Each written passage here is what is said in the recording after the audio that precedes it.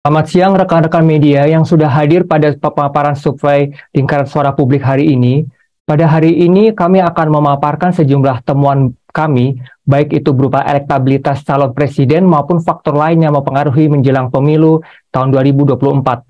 Untuk rekan-rekan bisa langsung melihat pada materi yang telah kami siapkan berikut ini. Kami mengambil kesimpulan bahwa kinerja pemerintahan Presiden Pak Joko Widodo dan Pak Ma'ruf Amin dalam 3 bulan terakhir dinilai oleh hampir 70% ya, tepatnya 68,9% memilih memuaskan dan sangat memuaskan. Hanya ada hampir 15% atau 14,9% yang menyatakan tidak puas atau sangat tidak puas gitu. Terus kemudian dalam 3 bulan terakhir, bila dibandingkan dengan 3 bulan sebelumnya, bulan September hingga bulan adalah tahun 2022, mayoritas publik atau lebih tepatnya 35,4% menilai kondisi perekonomian rumah tangga biasa saja. Angka persentase ini menyatakan lebih buruk dan jauh lebih buruk itu sebesar 20,9%. Ya, sementara yang menyatakan jauh lebih baik dan lebih baik sebesar 62,5%.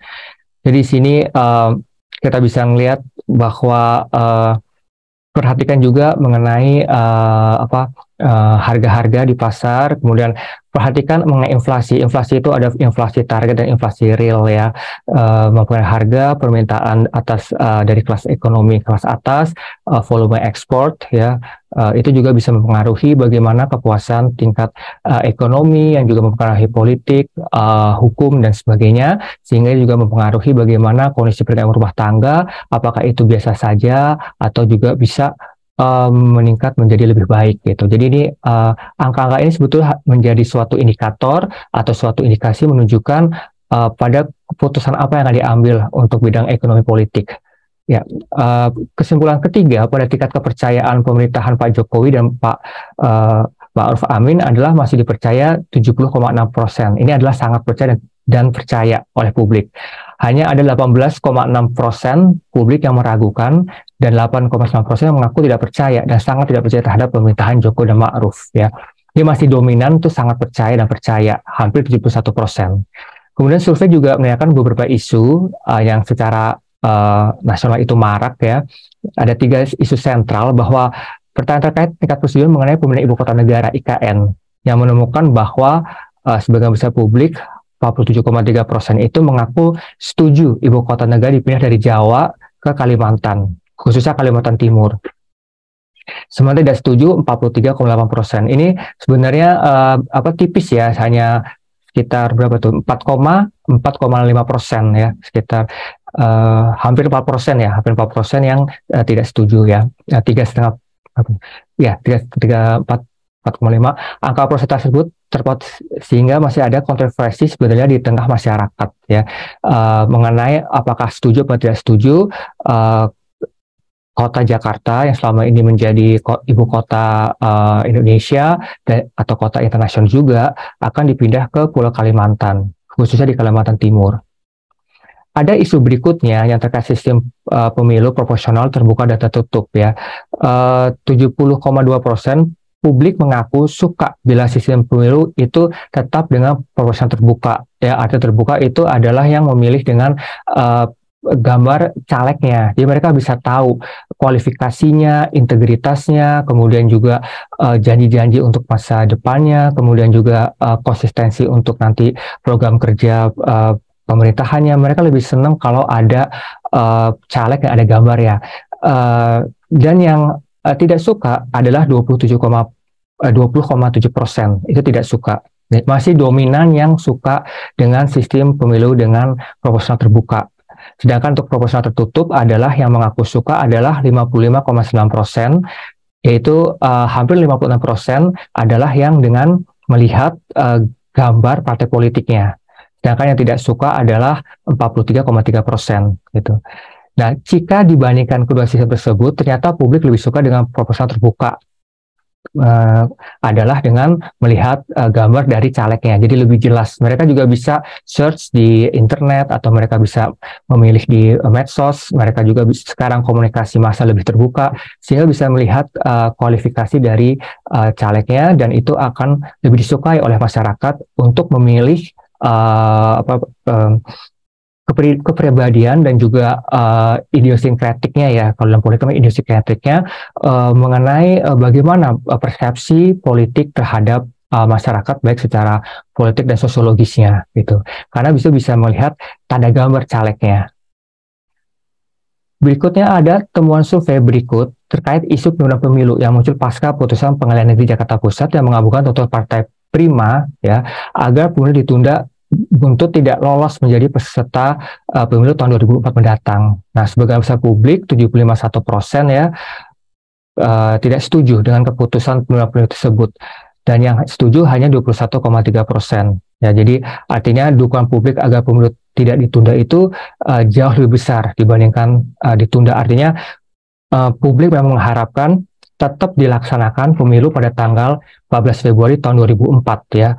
Karena memang sudah publik ingin mengadakan pemilihan nasional dan mereka sudah tidak sabar ingin memilih khususnya tadi balik lagi ke proporsional terbuka, memilih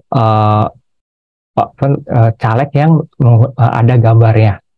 Next.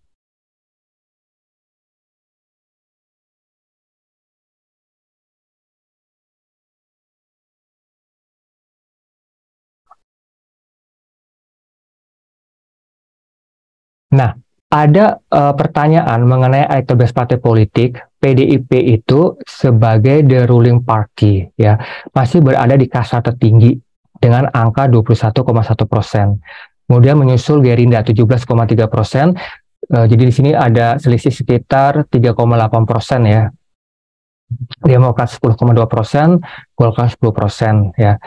PKB itu 8,1%, PKS 6,4%, Nasdem 5%, Perindo 4,3% ya.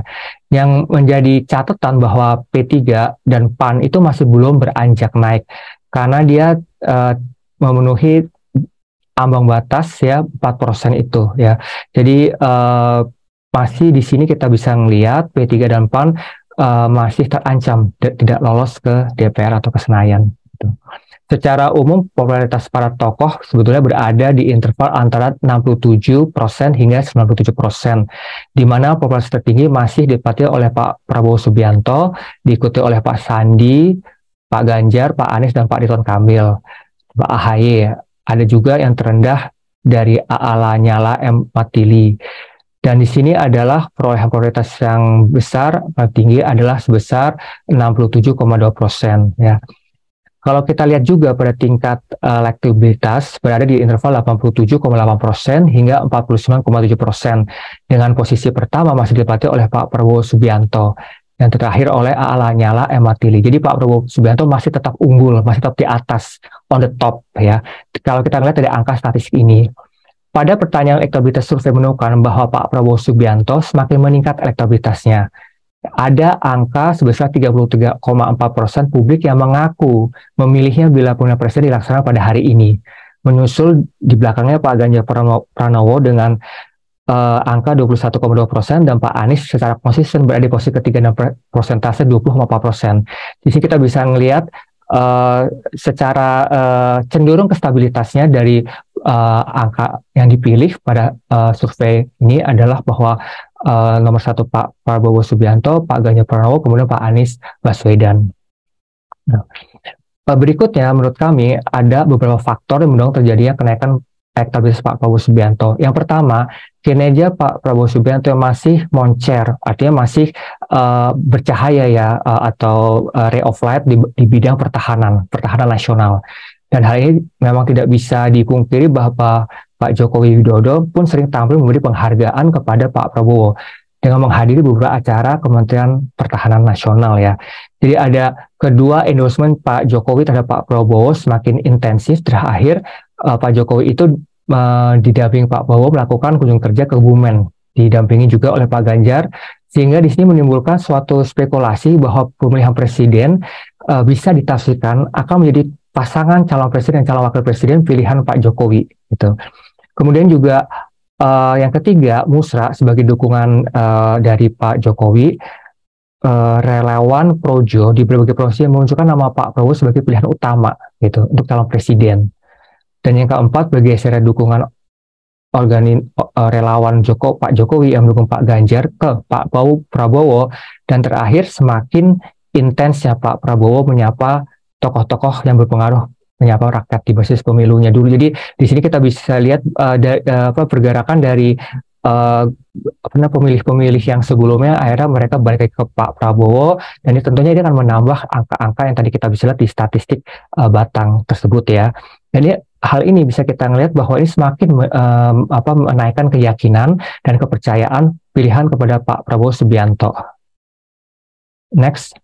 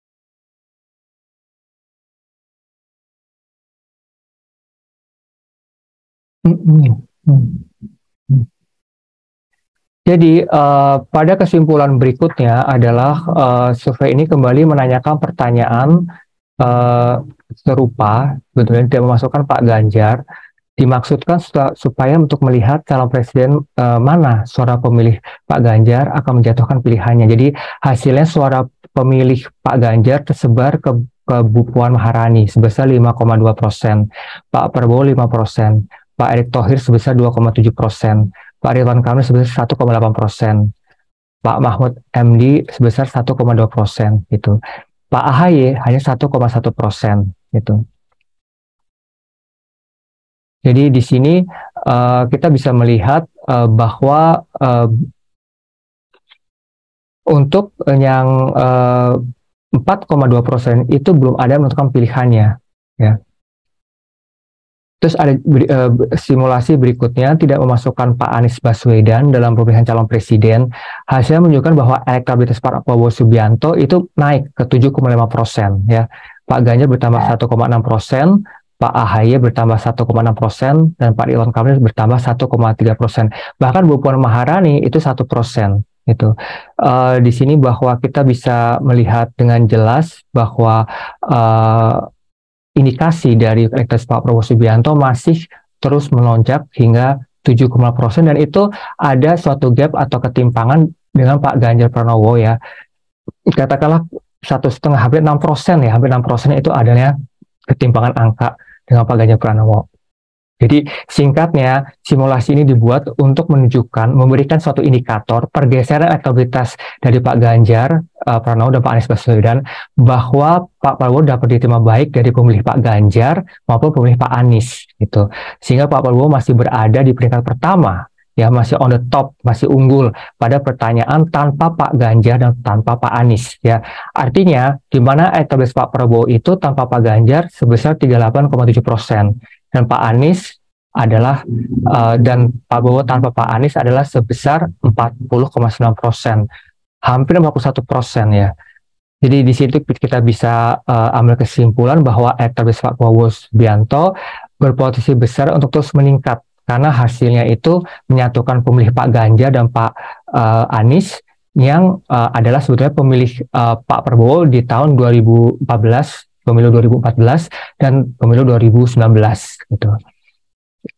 Dalam simulasi berpasangannya mempertandingkan 3 pasangan calon, pasangan Pak Prabowo Subianto dan Pak Ganjar Pranowo merupakan pasangan calon presiden dan calon wakil presiden ini adalah terkuat.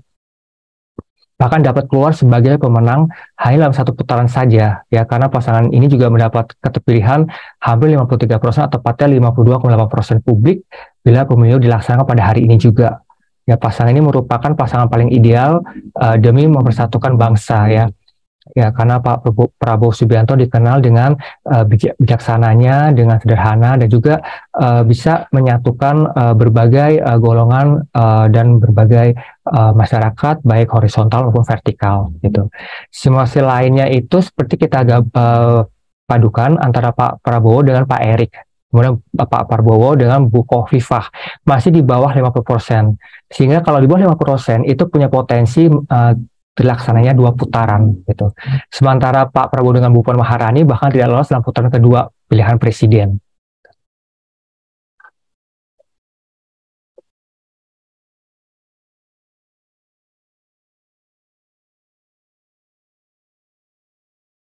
Terima kasih. Demikian tadi pemaparan survei dari Lingkaran Suara Publik pada siang hari ini. Terima kasih atas waktu dari rekan-rekan media yang telah hadir pada siang hari ini dan dalam pemaparan survei elektabilitas kami. Selamat siang dan sampai jumpa di hasil survei kami berikutnya. Wassalamualaikum warahmatullahi wabarakatuh. Salam sejahtera.